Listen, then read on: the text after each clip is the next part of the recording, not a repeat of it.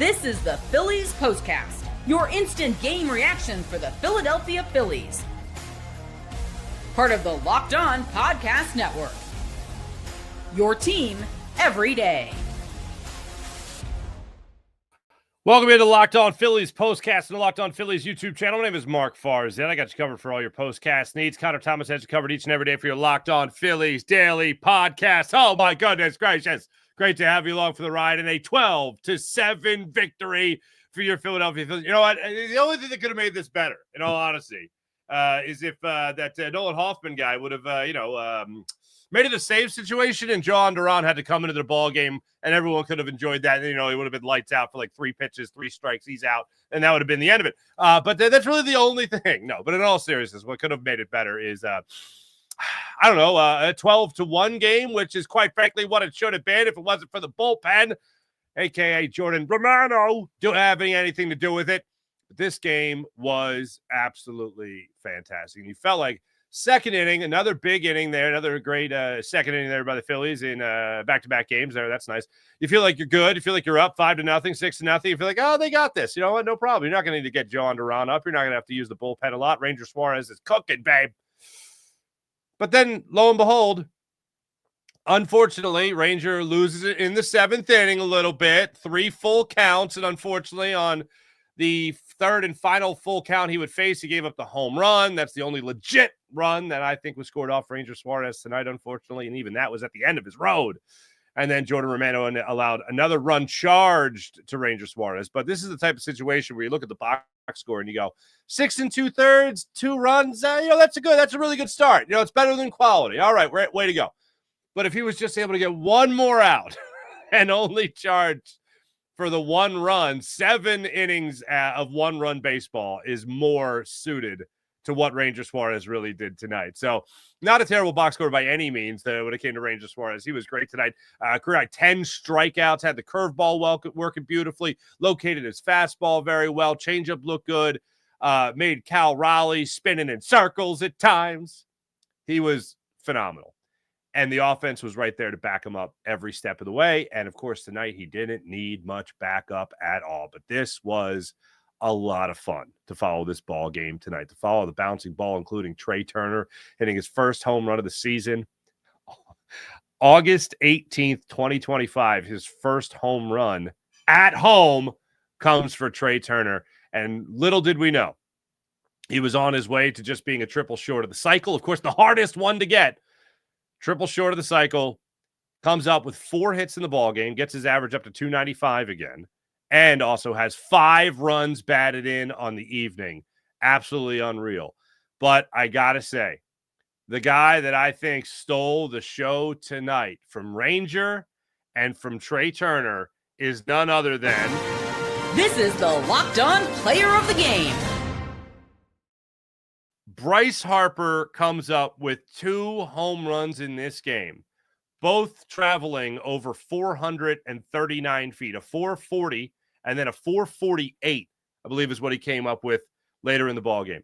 This was blast-off time for the Phillies. Turner with his first home run at home. JT Realmuto came up with a home run.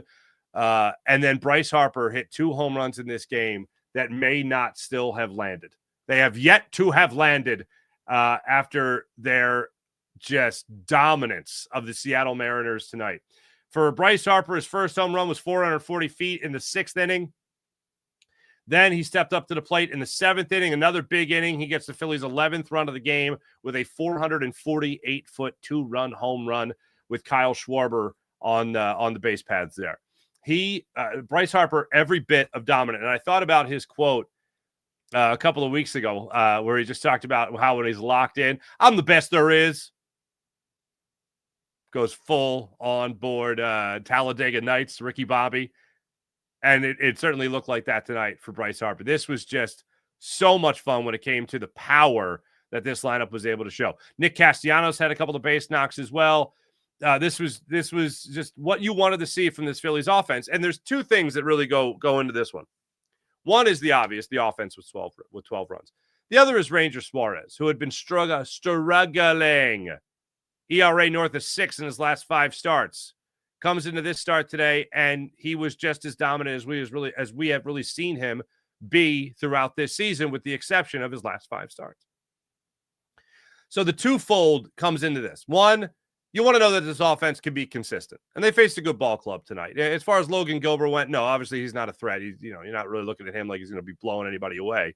But the Phillies, they did what they were supposed to do tonight. They blasted home runs. They scored runs. They hit with runners in scoring position. They had plenty of 21 hits, for crying out loud. And then if you want to know that their offense can be consistent, you want to know that Nick Castellanos is going to continue to carry himself out of a horrible slump, lowest point of the season for him. And then, of course, without Zach Wheeler in your rotation anymore, you want to know that you can rely on your rotation. Aaron Nola did not step up and do that yesterday after 2/3 of an inning and 6 runs. Ranger Suarez certainly did that today. You want to see Jesus Luzardo go out there and do his thing. You want to see Christopher Sanchez go out there and do his thing. You want to see Taijuan Walker continue to go out there and do his thing. So as far as the offense has gone over the last 2 games, 11 runs yesterday, 12 runs today, they've done their part. As far as Ranger Suarez went today, he certainly did his part. Now, unfortunately, we needed a couple of turning points in this one, especially after that 7th inning when Jordan Romano came in and promptly gave up a 3-run home run. First off, he gave up the single to Justin Crawford. Then he came up there and allowed the 3-run home run to Young on a 3-2 slider, middle of the play, down and in, 389 feet. That made it go from a 7-1 ball game to a 7-4 ball game. Now it's only a 3-run ball game, and this Seattle Mariners offense can explode in a very similar way to the Philadelphia Phillies. So Romano gets taken out of the game after that inning. He gets a Rosarena to ground out a little comebacker to him. He's done after that inning. 7th inning, you need to kind of reestablish yourself, and that's where we're going to get into our time to reveal where the game was won or lost. It's the turning point. That's where we get into Trea Turner's RBI double that made it a 7-4 game, made a 7-4 game into an 8-4 game, which also led to Kyle Schwarber's RBI single, which then made an 8-4 game, a 9-4 game, that then led to Bryce Harper's 2-run home run on a 1-1 changeup out over the middle of the plate, dead zone, 448 feet. Trea Turner got it going there with that RBI double. Great to see that for him. And then also Schwarber, from Turner to Schwarber to Harper. Should be a song. It was pure dominance for the Phillies lineup today. And that Trea Turner double was the turning point back into the Phillies' favor. So that's what I like to see. As far as what you'll be talking about tomorrow, this is what you'll be talking about. This right here, for the people on the podcast, this is the Phillies offense tonight. Trea Turner came up with another, that's last night's. I'm an idiot. So I rushed in to get into the studio to make sure that I had everything ready for you guys. And then I didn't. Miss Goozy. But this will be with you momentarily. Last night was still a good night for Trea Turner and whatnot. But here it is. This is from tonight. 4 hits for Trea Turner. 5 runs batted in, getting the average back up to 295. The OBP back over 350. Way to be, son. Kyle Schwarber had 2 hits in the game, but in a day where you scored 12 runs, no home runs there from Kyle Schwarber. What gives, bro? By the way, Cal Raleigh just looked silly throughout the night. Bryce Harper, 3 hits on the night with the 3 RBIs. 3 hits for JT Realmuto, up to 276 on the year. Bohm just a hit. Marsh 2 hits. Castellanos 2 hits. Kepler 2 hits. Stott 2 hits. Dogs and cats living together. Mass hysteria. This Phillies offense really had it cooking. And then here, oh my goodness, look at this. A double for JT Realmuto, a double for Trea Turner, a double for Bryson Stott, 2 home runs for Bryce Harper, a home run for JT Realmuto, a home run for Trea Turner. RBIs by Bryce Harper, Max Kappa, JT Realmuto, Trea Turner, Kyle Schwarber, Bryson Stott. Folks, 21 hits in the game for your Philadelphia Phillies. 21 hits. 6 for 14 with runners in scoring position.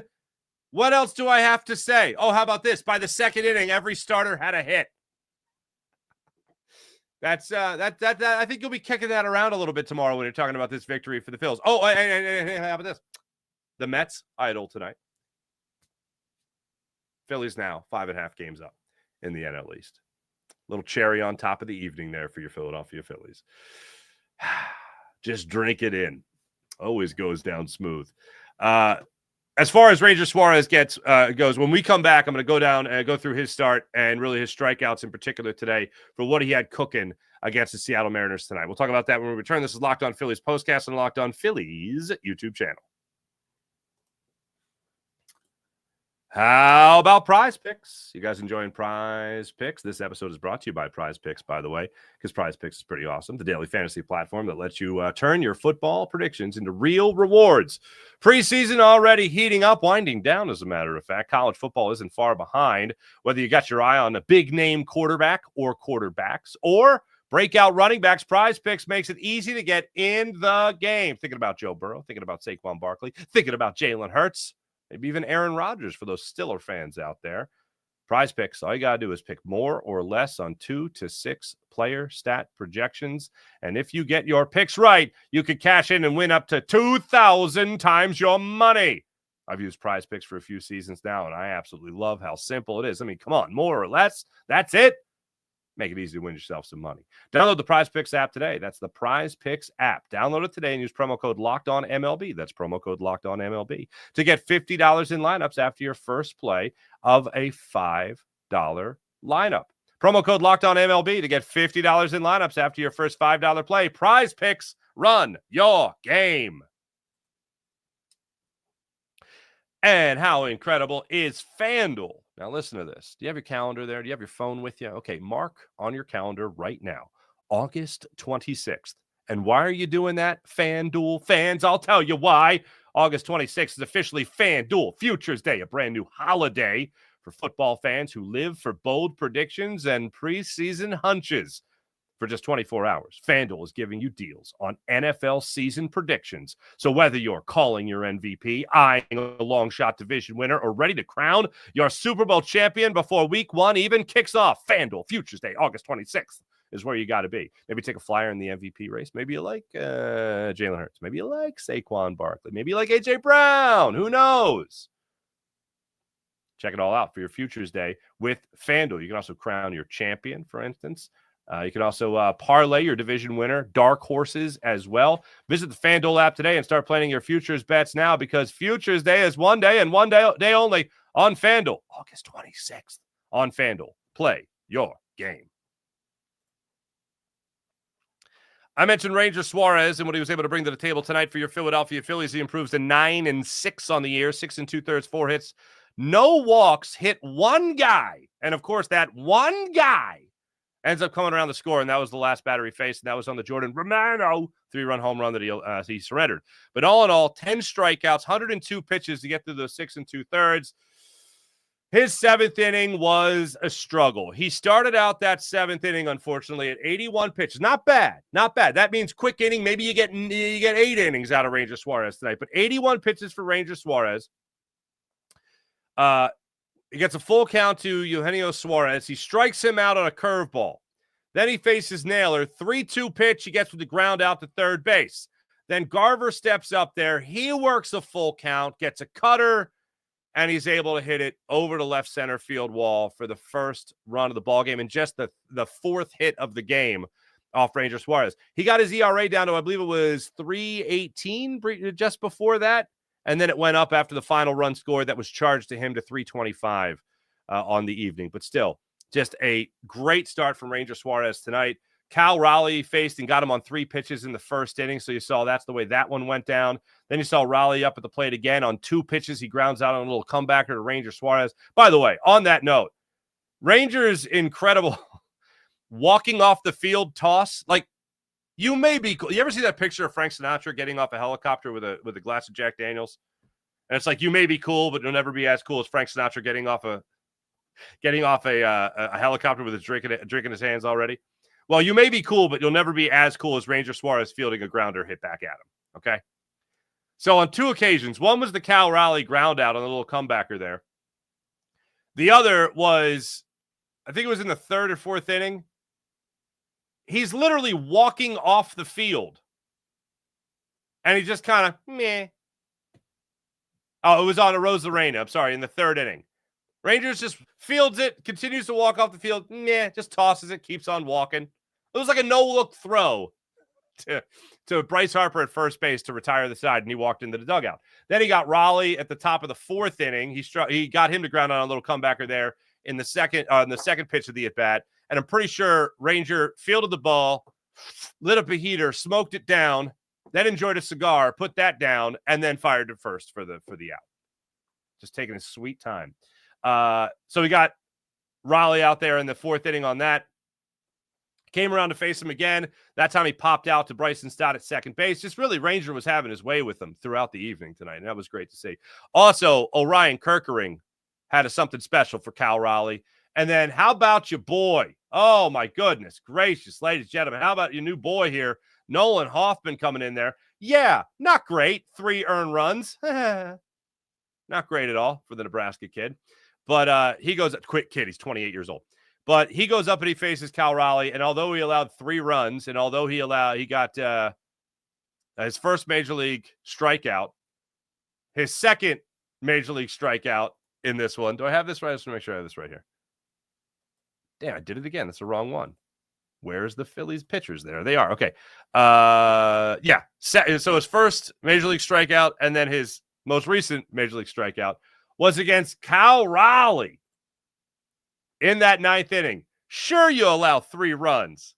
But if you get Cal Raleigh swinging, chasing your stuff, that's going to end the night on a pretty good note for Nolan Hoffman. So he faces Cal Raleigh as the last batter of the inning. Sure, he could have done some damage with a 2-run home run to make it a 3-run game, but he gets him on a curveball, the third curveball he threw in the at-bat tonight. In the at-bat against Cal Raleigh, and sat him down, which was pretty cool to see. Speaking of a lot of pitches, by the way. One of the really wild things, like the first wild stat I noticed about tonight, was in the first inning, JT Realmuto came up to the plate and worked a 9-pitch at bat. He struck out on a slider. It was the 4th straight slider. It was a 3-2 count. Then JT went on to foul off 3 straight sliders, and he's got to be thinking, he's not going to give me another slider. He's going to go fastball. He's going to go fast. This is where he tries to get me on a fastball. Well, he didn't go fastball. He went with another slider. Did Logan Gilbert. And JT offered at it, swung and missed, low and outside. He chased it. That was that. So then fast forward to the second inning. JT Realmuto's up for his second at bat of the game. First at bat of the game, 9 pitches. Second at bat of the game, 10 pitches. So 19. JT Realmuto saw 19 pitches in the first 2 innings of this game. Let that sink in for a second. That is ridiculous, okay? Another full count. He's fouling off pitches, fastball, slider, fastball he fouls off. This time he goes on the 10th pitch of this at bat. Again, full count. Nobody on. He's going, this guy's going to give me another slider. I know it. This time he sits on it and just unleashes fury on this one. 404 feet under Harry the K's in left field. And he blasts that pitch to give the Phillies the 6-0 lead at that point in the second inning. So that had to make you feel real good throughout the game. Bryce Harper's home runs, I already spent some time on, but just to hit it one more time, in the 6th inning there, Bryce Harper at the 440-foot home run. That was on a sweeper out over the middle of the plate, the don't you dare zone, and he blasted that one to the second deck in right center field. Then for the next one, he stepped up to the plate in the 7th inning, this time after 2 runs had already crossed the plate, on a RBI double by Trea Turner and RBI single by Kyle Schwarber. This time he worked a 1-1 count.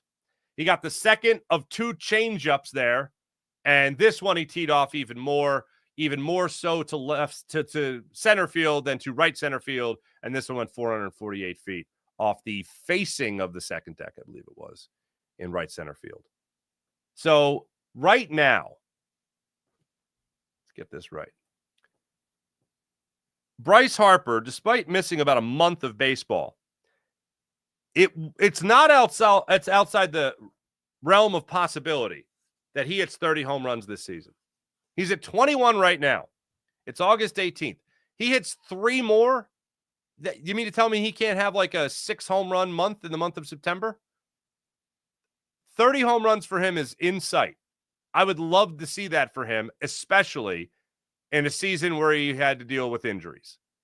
So I'd love to see that for Bryce Harper this season. So let's break it down like that. All right, now let's get into our chat check and see how you wonderful people are doing after this fine 12-7 win. How about that for your Philadelphia Phillies? Let's get into it here. Going to start at the top. John, how you doing? At this point, is there any possible reason for Romano still being on this team? Deborah goes up to Rob Thompson. Topper, you have to let him go. Topper's like Brad Garrett in this. He's just like, I can't. I just love him. Let me go. All right, sorry. That's enough. They won tonight, folks. Okay, I'm not going to go down that path. Not going to go down that path. MV3 said, they are not getting back into this game, says Morgan Landy. Absolutely. Joseph Grillo, hello. Inspirational effort by the offense and Ranger. Just what this team needed. Get well, Zach. Joseph, if I was to do a 10-second show, that's all I would say. That's the biggest point. I did mention something to that effect in the open, but you're absolutely right. That's the great inspirational is the way to put it. Absolutely. It's a great word for it. I've seen enough of this Hoffman fellow. Any relation to Trevor Hoffman? No. Jeff Hoffman? Okay. Philly and 8. If I'm ever late for anything, I will simply say, I asked John Kruk for the time. Krucker is really going. He is really committed to the bit, man. And I know it's not really all a bit because this is really John Kruk. If you've ever met him, ever had a conversation, he's out there, man. And he's out there to the point where you love him. He's your favorite uncle, that kind of thing. But the bit on time tonight, that was something special. I'm just waiting for a moment where John Kruk in like his West Virginia accent is just like, I had this thing in my pocket and it started to ring.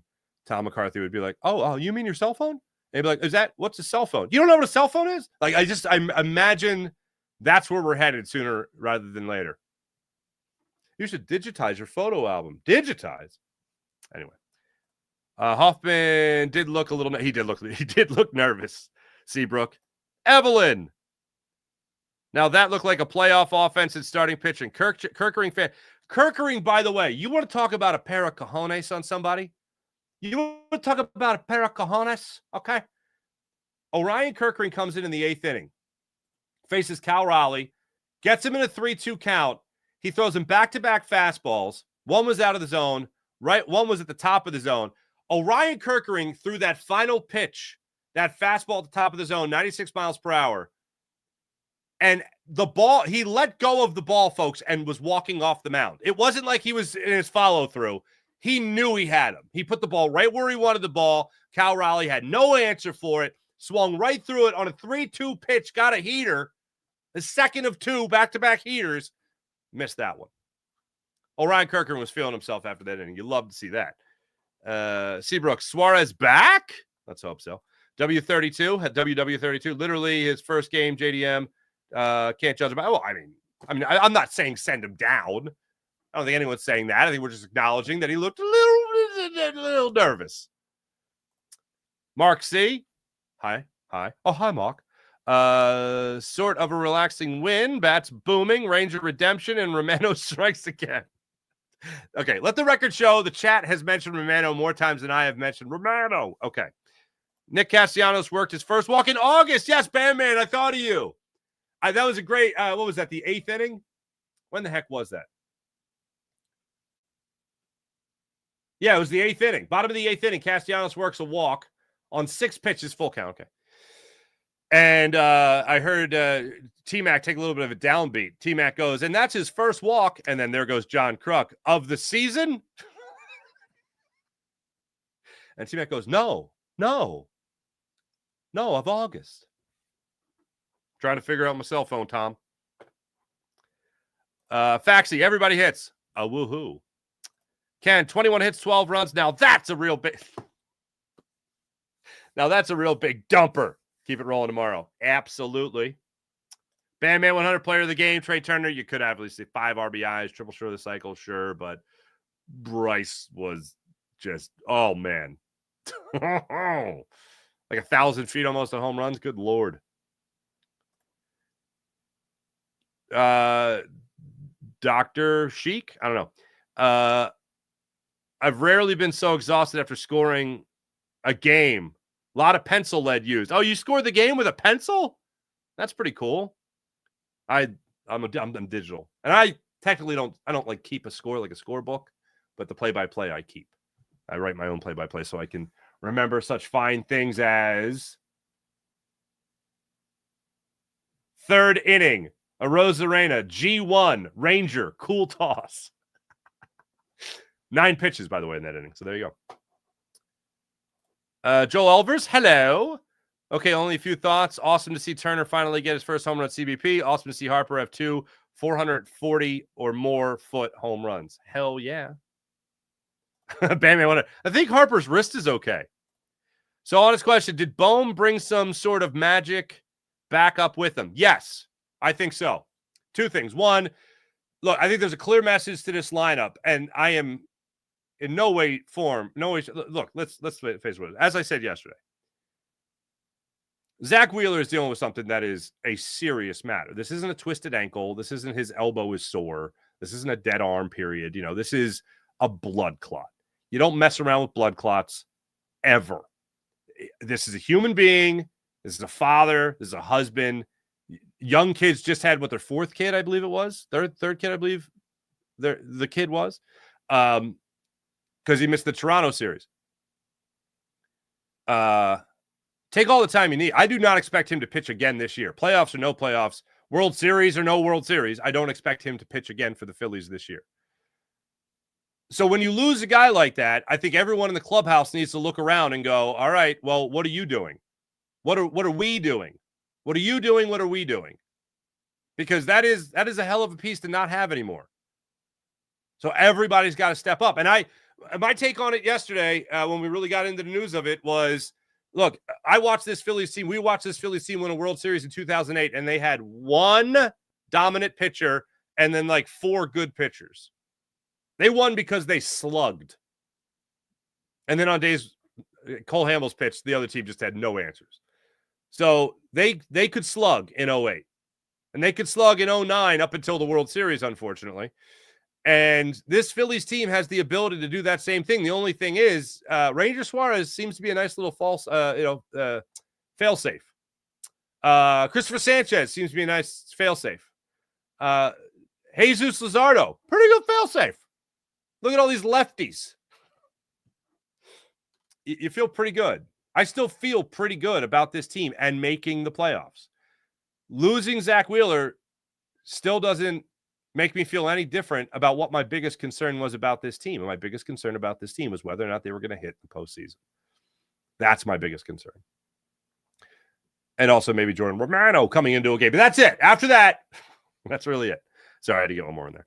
Ari, I'm really just here to say my 7-year-old announced he does not like PP and jelly. Ari is saying a 7-year-old does not like PP and jelly sandwiches. And I can't really blame him. Also, go Birds. Thank you, Ari. Appreciate that, bud. I assume it's not PP, it's peanut butter and jelly sandwiches, but I too would not enjoy a PP and jelly sandwich. Oh, that's great. Joel Romano, some of the potential 300 runs isn't great, but yeah, some good velo there.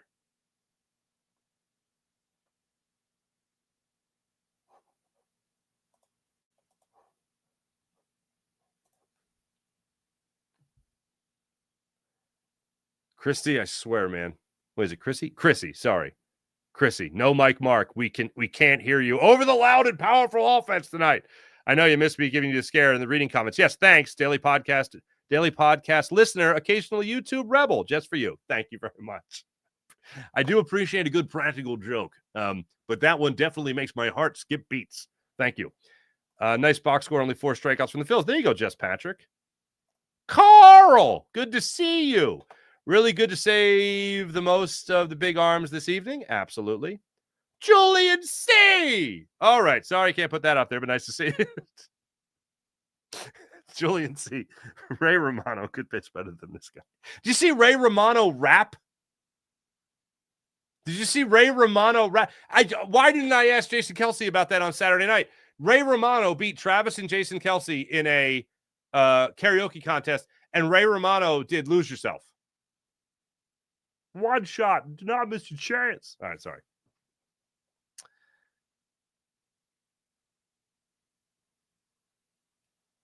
Little G Griffin, big fan of the Phillies winning the game, I guess. Yeah, there you go. Crazy. I hope Dombrowski can make the really hard and difficult decision to DFA Romano. What does you guys are all about Romano tonight? You're driving me down. It's too easy to walk me down this path. Stop walking me down this path. You know I can't help it. Jason A, what's up? Of course, the offense switched on. Damn right.